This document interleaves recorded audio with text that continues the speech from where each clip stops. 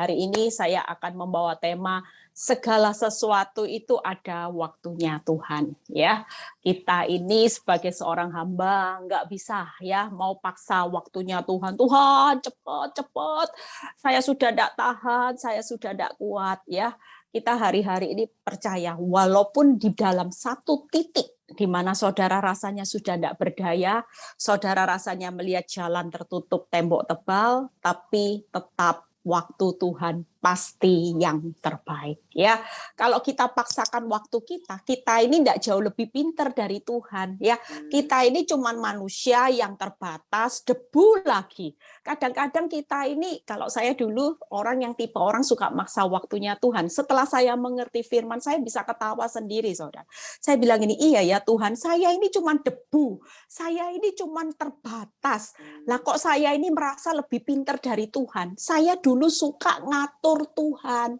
Tuhan, cepet ini supaya saya ini, saya ini, saya ini. Wow, ya.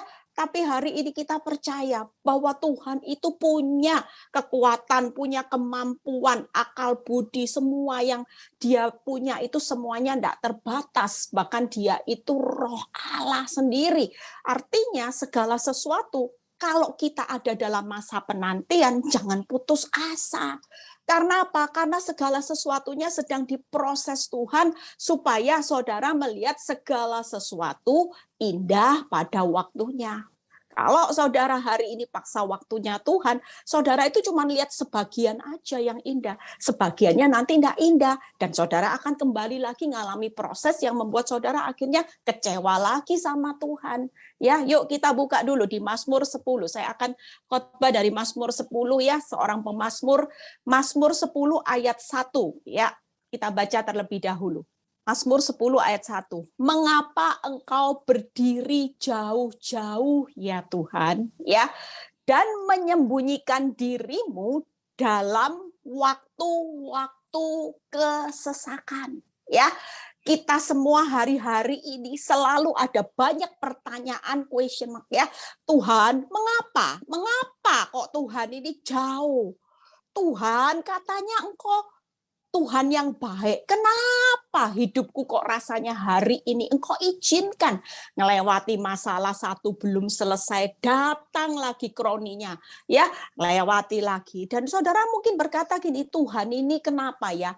Waktu aku sesak, aku butuh engkau, tapi Tuhan sembunyi. Ini jadi pertanyaan buat saudara dan saya hari-hari ini yang lagi menunggu waktunya Tuhan. Kita percaya bahwa hari ini seperti saya pernah khotbah beberapa saat yang lalu. Ya, nanti kita baca ayatnya di Ratapan 3, ayat 31, 33, dan 36. Kita percaya bahwa Tuhan itu selalu besar kasih setianya. Ya, Tuhan itu tidak pernah rela kalau hidup kita itu sebenarnya mengalami keadaan disakiti. Kenapa? Karena kita ini biji mata Tuhan. Kita ini berharga dan sangat dikasihi.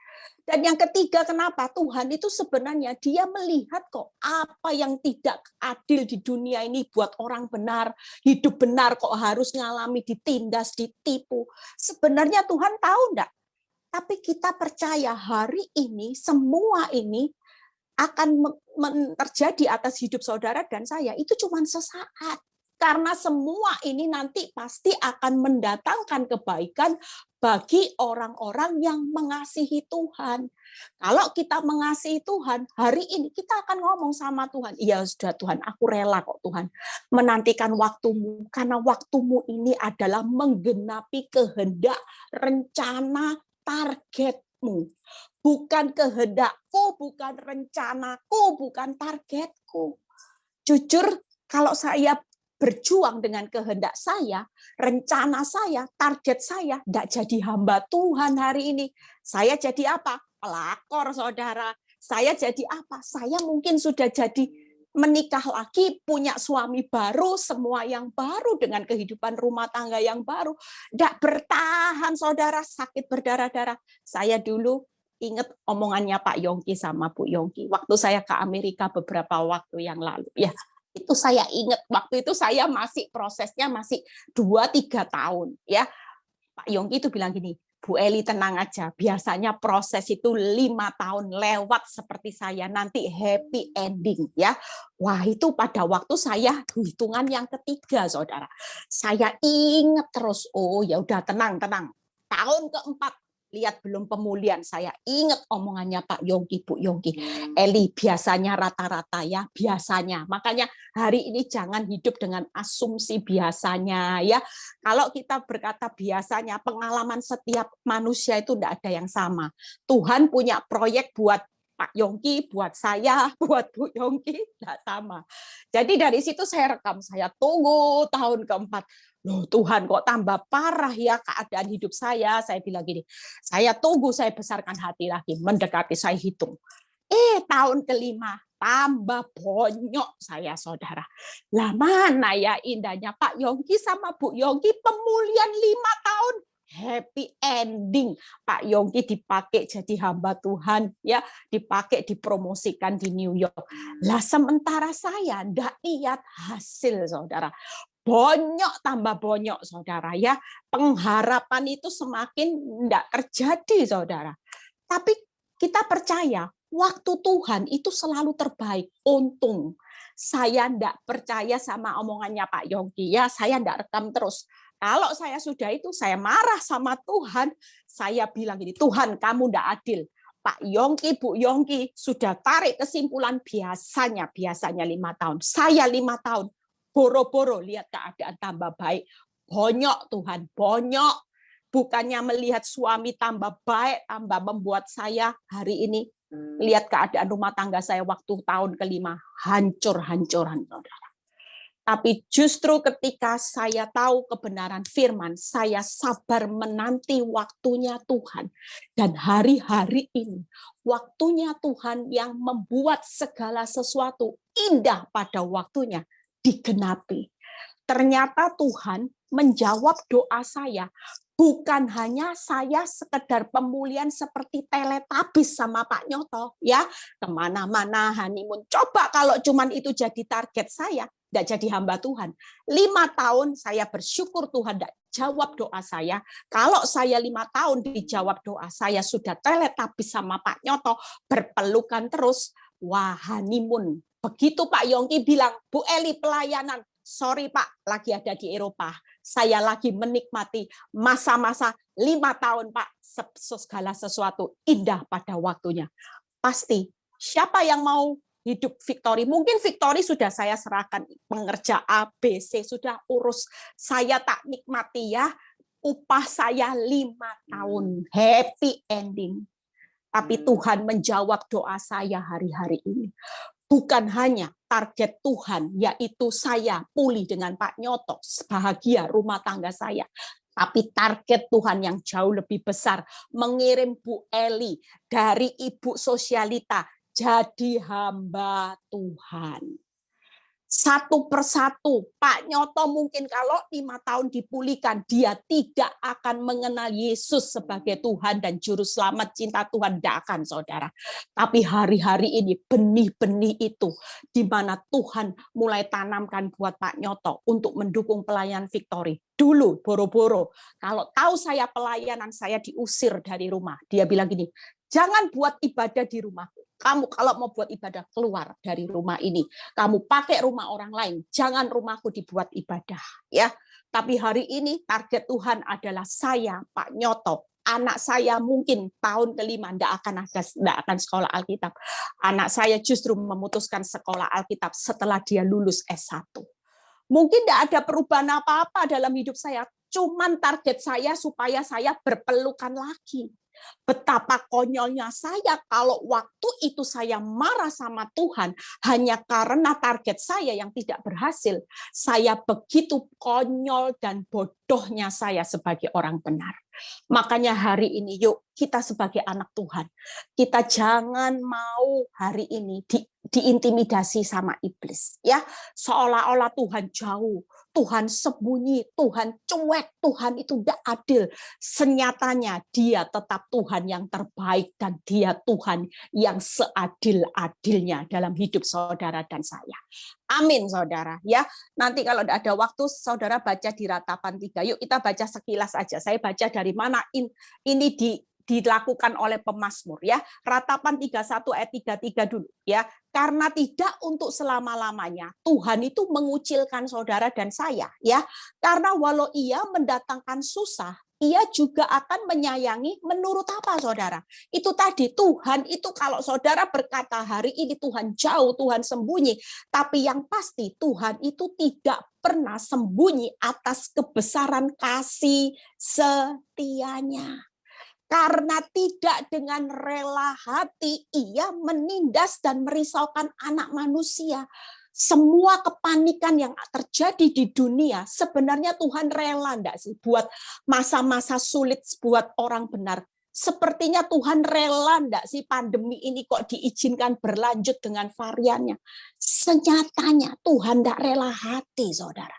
Tapi karena ini semua harus terjadi supaya banyak pertobatan, banyak jiwa-jiwa diselamatkan, tidak lagi jiwa-jiwa arahnya menuju maut. Pengorbanan Yesus mati di kayu salib buat saudara dan saya selamat itu tergenapi, targetnya harus berhasil. Jangan banyak targetnya iblis yang berhasil, sementara yang berkorban menyelamatkan manusia dengan kematiannya Yesus. Tapi yang mengambil targetnya iblis. Rela enggak Tuhan? Enggak rela, saudara. Makanya hari ini dia tega-tegain saudara ngalami masa tersulit dengan pandemi ini. Tujuannya yaitu supaya saudara dan saya selamat. Tapi senyatanya Tuhan rela enggak? Enggak, saudara. Firman Tuhan berkata Dia tidak rela hati merisaukan anak-anak manusia. Yang ke-36, orang yang diperlakukan tidak adil dalam perkaranya, masakan Tuhan tidak melihatnya? Jelas 3 hal yang akan saya bahas hari ini, ya. Jadi segala sesuatu itu ada waktunya Tuhan. Saudara tidak bisa paksa waktu Tuhan karena Tuhan itu besar. Dia bisa melihat jauh ke depan. Sementara saudara hanya memandang sejauh batas mata saudara lihat kenyataan di depan. Tapi Tuhan itu sudah merancangkan segala sesuatu. Master plan-nya itu besar buat saudara dan saya. Amin, kita tidak mengerti. Saya di tahun ke-5, saya banyak protes sama Tuhan. Saya tidak mengerti. Tapi ternyata melewati hampir 12 tahun, hari ini seperti Paulus berkata, aku tahu sekarang bahwa Allah turut bekerja.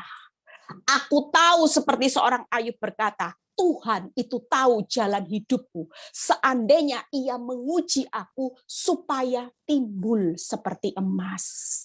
Bukan hancur, saudara. Timbul seperti emas. Siapa sih yang enggak kepingin jadi anak Tuhan, punya nilai emas? Sering kali saya berkhotbah, jangan bangga jadi orang Kristen puluhan tahun kalau nilainya imitasi KW, kualitas 1, kualitas 2, kualitas 3. Itu adanya di Tanah Abang, saudara, ya. Tempat tanah di pasar-pasar, ya. Kita semua jadi anak Tuhan harusnya mulai bangga jadi anak Tuhan yang timbul nilainya murni seperti emas.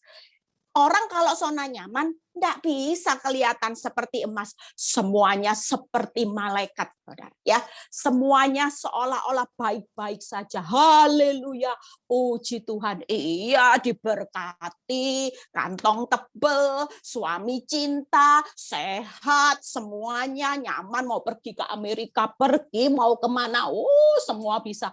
Kalau ngomong haleluya, ayo coba sekarang. Jujur, hari-hari ini banyak loh anak Tuhan diuji kualitasnya. Ada yang banyak yang mulai drop semua. Terlihat katanya Tuhan, ini loh orang imitasi yang perlu aku bongkar. KW ternyata. Puluhan tahun jadi orang Kristen, bangganya apa? Dia bisa bangga jadi pengerja, jadi asyir, jadi hamba Tuhan. Tapi sementara lihat hari ini, terlihat kan? Ternyata orang yang dibangga-banggain sama dunia, kualitasnya cuman kualitas 1, 2, 3. Apa yang membuat Tuhan bangga? Enggak. Hari ini sabar yuk ya. Kita lihat hari ini 3 hal, setelah itu saya selesai ya. Bagaimana sih kebesaran kasih setia Tuhan di Mazmur 10? Mazmur 10 ayat 12 sampai 13 ya. Kita percaya bahwa hari ini Tuhan itu mau saudara dan saya sabar, sabar ya, katakan sabar, sabar ya. Kebesaran kasih setianya. Mazmur 10 ayat 12-13. Bangkitlah Tuhan ya Allah, ulurkanlah tanganmu. Janganlah lupakan orang-orang yang tertindas. Mengapa orang fasik menista Allah sambil berkata dalam hatinya, engkau tidak menuntut. Hari ini kita percaya kalau Tuhan itu besar kasih setianya, ya. Bahkan kalau saudara baca di Mazmur 32 ayat 10, B berkata gini, tetapi orang yang percaya kepada Tuhan dikelilinginya dengan kasih setia. Itu artinya hari ini kita ini dikelilingi dengan kasih setia Tuhan. Nggak usah takut. Mau dibawa keadaan keuanganmu kacau balau, engkau kena PHK, engkau cari pekerjaan lagi sulit, nggak usah takut. Kita diizinkan melanjutkan proses dengan pandemi, dengan varian ini. Percayalah, apa yang berlanjut dalam hidup saudara dan saya, kalau saudara selalu dikelilingi, kasih setianya Tuhan itu loh, nggak pernah selesai. Masalahmu boleh berlanjut, kasih setianya. Kalau masalahmu tambah berat, kasih setia Tuhan tambah besar enggak? Pasti saudara. Kita ini semua sebagai anak Tuhan, kalau saudara sadar akan kasih setia Tuhan yang tetap berlanjut di masa pandemi dengan variannya, takut apa saudara? Seperti pemazmur berkata, bangkitlah Tuhan, ulurkan tanganmu. Kasih setia Tuhan itu berbicara bahwa Tuhan itu akan turun tangan, karena Dia pasti mengulurkan tangan hari-hari ini.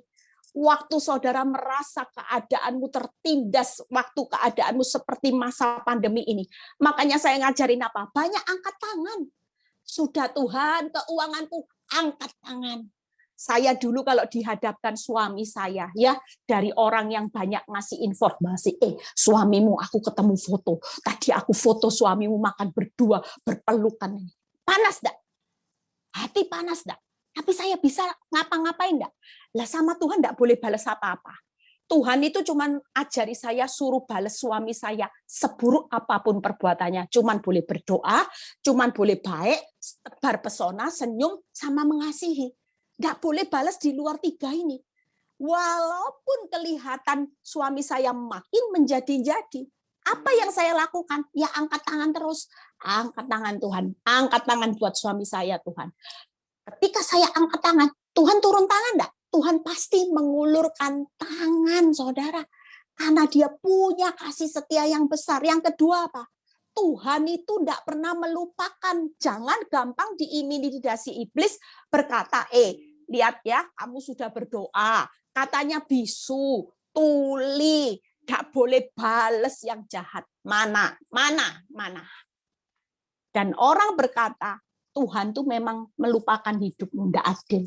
Tapi senyatanya firman Tuhan berkata, Tuhan tidak akan melupakan orang-orang yang tertindas hari-hari ini. Jangan gampang terintimidasi dengan iblis, karena iblis bisa datang dengan fakta yang memang nyatanya hancur-hancuran. Tapi hari ini Tuhan tidak pernah melupakan orang-orang yang tertindas. Kenapa? Karena Dia punya kasih setia yang besar. Orang yang punya kasih setia yang besar, dia selalu ingat akan penindasan saudara.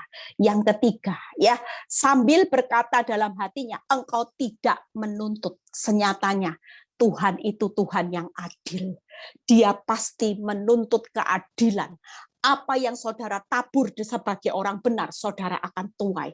Tapi apa yang ditabur orang jahat, mereka akan menuai badai. Itu berbicara kebesaran kasih setia Tuhan. Amin, saudara. Yuk, yang kedua, tidak rela hati. Mazmur 10 ayat 14. Satu ayat lagi kita selesai. Dia 2 ayat lagi kita selesai ya. Mazmur 10 ayat 14 ya. Engkau memang melihatnya Tuhan, sebab engkaulah yang melihat kesusahan dan sakit hati. Ibu-ibu yang hari ini sakit hati ya, jangan melo ya. seolah-olah dunia ini milik saudara ibu-ibu berdua ya. Suami menyakiti hati Melodu, sakitnya hatiku Tuhan, hancurnya hatiku, nangis berhari-hari, nangis Bombay, ngerenungi nasib, ngerenungi suami yang selingkuh ya. Mungkin ada banyak orang yang kesusahan hari ini. Keuanganmu kacau balau. Saudara tidak perlu merenungi kesusahan, tidak perlu merenungi keadaan yang memang hari-hari ini membuat saudara terpuruk. Tapi senyatanya firman Tuhan berkata, sebab engkaulah yang melihat kesusahan dan sakit hati. Tuhan itu tidak pernah rela, tidak tega. Matanya tertuju buat orang yang hari-hari ini susah. Namanya hatinya itu besar kasih setianya. Yang namanya hati tidak tegaan. Tuhan lihat tidak hari-hari ini kesusahan, sakit hatimu disakiti, tapi saudara belajar tidak membalas. Walaupun keuanganmu hari ini kacau balau, engkau tetap belajar mengucap syukur. Engkau tetap belajar sukacita, tidak belajar tipu sana tipu sini. Sementara yang jadi penipu sana tipu sini hidupnya cepat kaya, cepat ganti mobil, cepat ganti rumah. Tapi saudara tidak pernah ngiri dengan berkat orang dunia. Saudara tetap sabar menantikan waktunya Tuhan, karena Tuhan punya hati.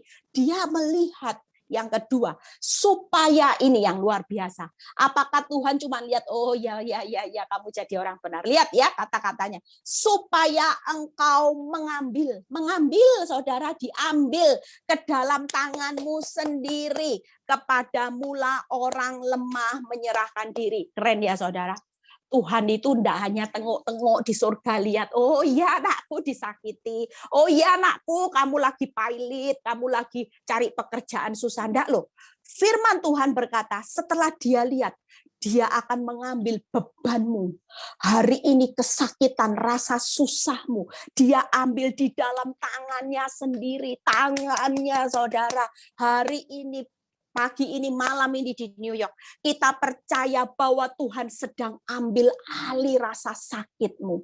Tuhan sedang ambil alih hari ini rasa susahmu, kepayahanmu, yang engkau sedang berkata, Tuhan, aku sudah tidak mampu lagi. Tapi Tuhan melihat dan mengambilnya di dalam tangannya sendiri. Lihat kata-kata berikutnya. Kepadamulah orang lemah menyerahkan diri. Untuk anak yatim piatu engkau menjadi penolong. Setelah diambil, apakah tidak ditolong? Ditolong, saudara. Karena Tuhan itu tidak rela, sesaat, sabar. Yang lagi dalam penantian waktunya Tuhan, sabar ya, sabar. Tuhan itu melihat, Tuhan sedang bekerja mengambil alih rasa sakit dan susahmu. Yang ketiga, dia pasti menolong orang yang anak yatim. Orang yatim itu yang tidak diperhatikan. Hari ini tidak perlu perhatian dunia.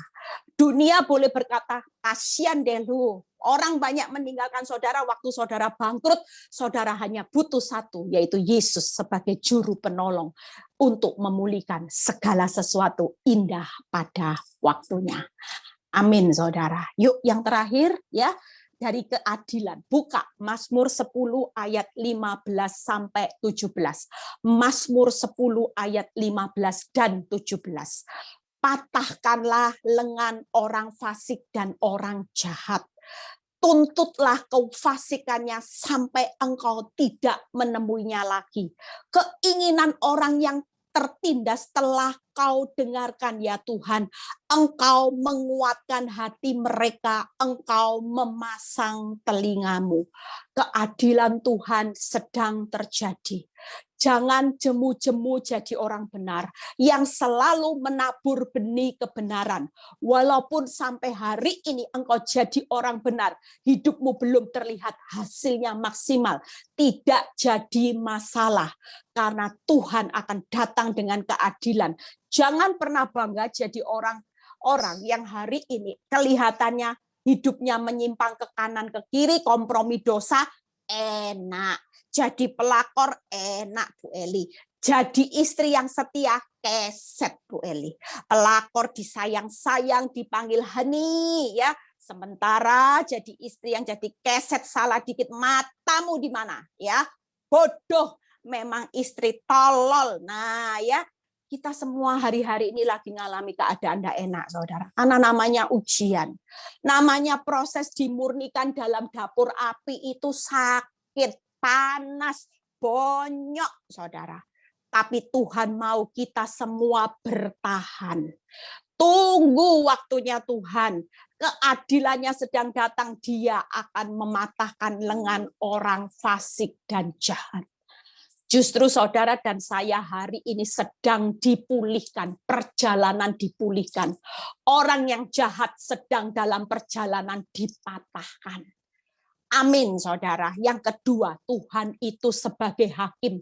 Dia tidak akan pernah tidak menuntut perbuatan orang yang berdosa. Pasti karena dia hakim yang adil. Yang ketiga, Tuhan akan menguatkan hati dan memasang telinga buat orang-orang yang tertindas. Hari ini saudara yang sedang hidup dalam ketidakadilan, hidupmu tertindas sebagai orang benar, harus bersakit-sakit dahulu. Bersukacitalah karena senyatanya Tuhan lagi pasang telinganya dan Tuhan menguatkan hati saudara sampai saudara selesai melihat waktunya Tuhan yang indah pada waktunya. Amin ya. Jadi 3 hal saudara hari ini harap sabar ya. Bagian saudara apa? Ini ayat yang membuat saya suka ya. Mungkin ini kebalik tapi nggak apa-apa. Yuk Mazmur 119, setelah itu selesai pemain musik boleh siap ya. Mazmur 119 ayat 101 dan 102. Ini ayat yang membuat saya suka pada waktu saya ngalami lowbat. Ayat ini menjadi kekuatan buat saya. Yuk kita baca sama-sama. Terhadap segala jalan kejahatan aku menahan kakiku. Ya, tahan kakinya supaya aku berpegang pada firman-Mu. Hari ini pastikan walaupun penawaran dunia jadi pelakor enak ya, ambil suami orang enak, tipu-tipu enak ya, investasi bodong enak ya. Itu di New York itu ada investasi yang dibawa kabur uangnya ya, dibodoh-bodohi katanya bunganya berapa. Kelihatannya hauce ya, terima uang ya. Tapi itu tetap secara akal kita tidak boleh jadi orang Kristen. Itu namanya mempercepat waktunya Tuhan ya. Resikonya tinggi. Kalau sudah dibawa kabur jangan bilang gini, Tuhan kok engkau tega. Aduh luar biasa ya. Jadi orang Kristen ini kalau investasi tidak pernah tanya Tuhan, kalau rugi nyala-nyalain Tuhan ya. Lihat supaya aku berpegang pada firman-Mu, aku tidak menyimpang dari hukum-Mu sebab engkaulah yang mengajar aku. Kita semua hari-hari ini sedang diajar Tuhan untuk timbul seperti emas. 3 hal yang saudara harus lakukan hari ini. Yang pertama ya, sabar dalam prosesnya Tuhan karena kita diajar. Orang kalau diajar itu hari ini sabar. Kalau belum pinter ya diajar terus sampai pinter. Tuhan itu sebagai guru kok, saudara sebagai seorang murid, saudara harus punya kerelaan. Sabar ya dalam prosesnya Tuhan, karena Tuhan lagi ngajar, lagi murnikan, lagi bentuk, lagi disiplin, dibentuk karakter Kristus diajari. Yang kedua, pegang teguh firman Tuhan. Amin. Hari-hari ini tidak ada cara, waktu saudara ada di dalam penantian waktunya Tuhan, saudara harus sabar, pegang teguh firman Tuhan, jangan pegang hartamu, nanti kecewa ya. Pegang suamimu yang baik, kecewa seperti saya. Dulu pegangan saya suami saya yang cinta mati sama saya. Saya pikir dia tidak akan pernah mengecewakan. Ya, dulu moto saya sekali nyoto tetap nyoto, tapi hari ini moto saya dirubah. Sekali Yesus tetap Yesus, itu yang benar. Amin, saudara ya. Yang ketiga yaitu hidup tanpa penyimpangan. Amin. Jangan menyimpang ke kanan ke kiri sudah. Nantikan waktunya Tuhan. Amin ya. Saya sudah selesai. Yuk kita semua mau sabar, kita mau semua pegang firman Tuhan, kita mau hidup tanpa penyimpangan ya. Semua ini bisa toh saudara lakukan, memang sakit ya. karena kita percaya bahwa Tuhan itu besar kasih setianya, ya. Tuhan itu tidak rela kok. Saudara tahu hati Tuhan itu sebenarnya nangis kok lihat masa-masa pandemi ini. Karena banyak orang yang berteriak kepada Tuhan, tolong, tolong. Sebenarnya dia tidak rela. Percayalah, dia akan melihat datang dengan keadilan karena dia melihat keadilan dari orang-orang benar yang hari-hari ini rela bayar harga untuk diajar, dibentuk karakter Kristus, rela sakit-sakit Tuhan, tapi dia rela. Ternyata hasilnya pasti segala sesuatu indah pada waktunya. Tuhan Yesus memberkati ya. Saya serahkan, yuk kita mau nyanyi ya. Satu lagu, kalau boleh saya nyanyi itu. Waktu Tuhan pasti yang terbaik ya. Ini mengingatkan kita hari ini, yuk waktu Tuhan tuh waktu yang terbaik. Saudara jangan sok peminter mempercepat waktunya Tuhan. Dia tetap sutradara, posisi saudara itu sebagai pemain. Jangan dibalik, saudara yang jadi sutradara, Tuhan yang jadi pemainnya. Kita hari ini yuk nyanyi yuk sama-sama ya. Nanti quote saya bisa di capture semuanya supaya nanti kalau sudah selesai khotbah saudara bisa merenungkan lagi ya. Hari ini Tuhan sedang mengulurkan tangan kok. Tenang aja.